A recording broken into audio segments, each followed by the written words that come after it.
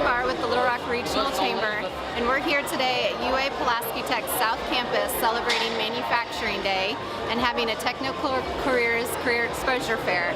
So the students here from all across Pulaski County are here learning about jobs from various manufacturers and contractors. We have almost 1,000 students and 25 companies exhibiting.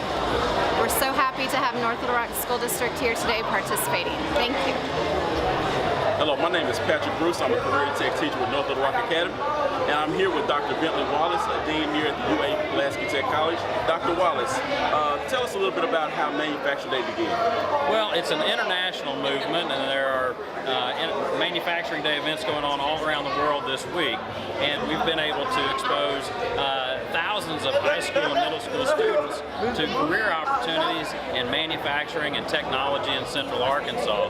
High wage, high demand jobs where you can stay right here at home, earn a fantastic living, and with high school programs and the college programs that support these careers, Manufacturing Day is just a wonderful way for students to be exposed to those opportunities. That sounds great. So for everyone here at North Little Rock Academy, we'd like to thank Dr. Wallace for spending some time with us here today, and we look forward to seeing Manufacturing Day 2019.